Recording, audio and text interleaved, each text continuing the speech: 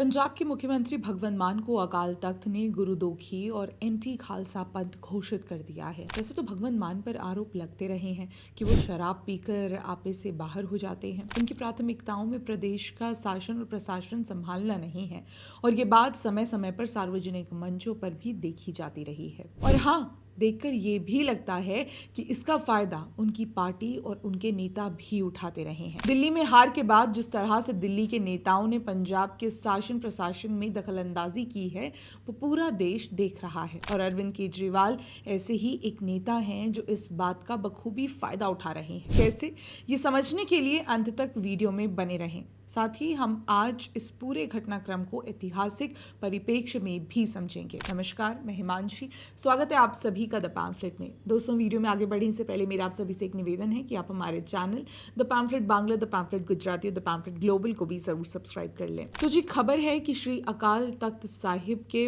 पंच सिंह साहिबान ने पंजाब के मुख्यमंत्री भगवंत मान को गुरु विरोधी और खालसा पंथ विरोधी घोषित कर दिया है। ये फैसला लाखों सिखों की भावनाओं को ध्यान में रखते हुए लिया गया है, जहां गुरु साहिबानों के प्रति सम्मान और सिख मर्यादा किसी भी समझौते से ऊपर है। सवाल है कि ऐसा क्यों हुआ? तो दरअसल कुछ दिनों से एक वीडियो काफी वायरल हो रहा था जिसमें पंजाब के मुख्यमंत्री भगवंत मान शराब के नशे में दिख रहे हैं और गुरु साहिबानों की तस्वीरों पर बूंदे छिड़कते नजर आ रहे हैं। ऐसे में उनकी तरफ से कहा गया कि वीडियो एआई है, मगर वीडियो की फॉरेंसिक जांच जो अकाल तख्त ने करवाई थी उसमें पुष्टि की गई कि ये वीडियो एआई जनरेटेड नहीं बल्कि असली है। लाखों सिखों की आस्था पर चोट पहुंचाने वाला ये मामला अब पंथिक राजनीति के केंद्र में है। इसका नतीजा ये हुआ कि पंथ यानी कि सिख समुदाय को साफ निर्देश दिया गया है कि भगवंत मान से कोई संबंध न रखे। ऐसे में सबसे पहले हमें पंथिक राजनीति का मतलब और महत्व समझना होगा। तो पंथिक राजनीति वो है जो सिख पंथ, गुरु ग्रंथ साहिब की मर्यादा, अकाल तख्त की गरिमा और खालसा की पहचान को केंद्र में रखती है। ये सामान्य सरकारी विकास की राजनीति से अलग है। जब कोई नेता गुरु साहिबानों या पंथ के खिलाफ जाता है तो अकाल तख्त उसे तनख्या या पंथ विरोधी घोषित कर देता है। ये फैसला राजनीतिक रूप से घातक साबित हो सकता है क्योंकि सिख वोट बैंक पंजाब में निर्णायक है। आप अगर वीडियो को देखें तो बड़ा ही प्राइवेट मोमेंट लगता है। मान पगड़ी में नहीं है। जो लोग भगवंत मान को उनके शुरुआती दिनों से जानते हैं उन्हें पता है कि उन्होंने पगड़ी पॉलिटिक्स ज्वाइन करने के बाद ही पहननी शुरू की है, जब उन्हें पंजाब पॉलिटिक्स में पैर जमाना था। ऐसे में बड़ा सवाल ये आता है कि ये प्राइवेट वीडियो आखिर लीक किसने किया?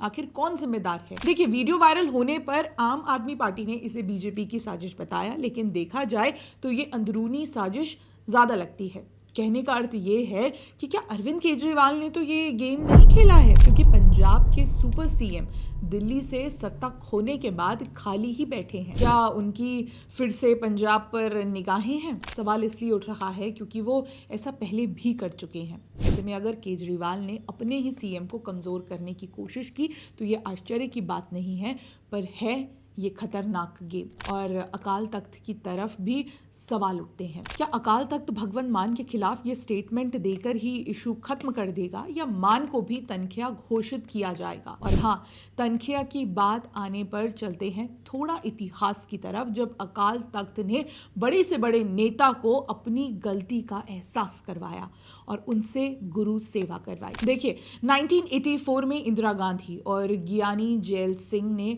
पंथिक राजनीति का इस्तेमाल किया। जैल सिंह, जो कि सिख समुदाय के कांग्रेसी थे और देश के राष्ट्रपति भी रहे हैं, उन्होंने भिंडरावाला को बढ़ावा दिया ताकि अकाली दल को कमजोर किया जा सके। नतीजा क्या हुआ? ऑपरेशन ब्लू स्टार, स्वर्ण मंदिर पर हमला, अकाल तख्त का नुकसान, हजारों की मौत, इंदिरा गांधी की हत्या, फिर 1984 के सिख विरोधी दंगे। जैल सिंह ने बाद में अकाल तख्त जाकर रोते हुए माफी भी मांगी थी। इतिहास गवाह है, पंथिक भावनाओं से खेलना आग से खेलना है।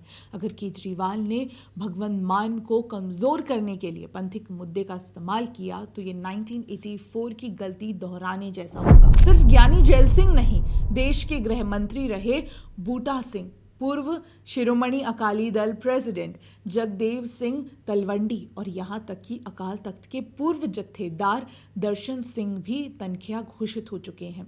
और तो और सिख साम्राज्य के फाउंडर राजा रणजीत सिंह भी तनख्याह घोषित हो चुके हैं। लेकिन दिलचस्प बात यह है कि भगवंत मान अभी तक तनख्याह घोषित नहीं किए गए हैं। आम आदमी पार्टी ने पंजाब में भ्रष्टाचार, बेरोजगारी और ड्रग्स के खिलाफ वादे किए थे, लेकिन इस विवाद के बाद उनकी साख पर सवालिया निशान लग गया है। कांग्रेस और बीजेपी इस्तीफे की मांग कर रहे हैं। अगर सिख संगत ने उन्हें बहिष्कृत कर दिया तो 2027 के चुनावों में आपको भारी नुकसान हो सकता है। ऐसे में सवाल यह है कि क्या मान इस्तीफा देंगे?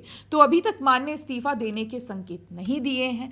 आज जब अकाल तख्त ने इन्हें पंथ विरोधी घोषित किया है तो मान ने फिर वीडियो जारी करते हुए वही पुराना रिकॉर्ड रिपीट किया है कि वीडियो नकली है, एआई है। देखा जाए तो अकाल तख्त का फैसला सिखों के लिए अंतिम माना जाता है। तनख्याह घोषित होने पर कई बार नेताओं ने माफी मांगी और स्वर्ण मंदिर में सेवा भी की है या पद छोड़ दिया। अगर मान अकाल तख्त के सामने माफी मांगते हैं तो पंथ उन्हें माफ कर सकता है, लेकिन राजनीतिक क्षति मुश्किल से ठीक होगी। देखिए, पंजाब का इतिहास पंथ और राजनीति का मिश्रण रहा है। 1920 के गुरुद्वारा सुधार आंदोलन से एसजीपीसी और अकाली दल बने। 1947 विभाजन, 1966 पंजाब का पुनर्गठन, अंदरपुर साहिब प्रस्ताव, 1980 में भिंडरेवाला का उदय, जैल सिंह की भूमिका, ब्लू स्टार, इंदिरा हत्या, राजीव लौंगेवाला समझौता, फिर 1985 चुनाव, 1990 के दशक में आतंकवाद, फिर शांति। हर बार पंथिक राजनीति ने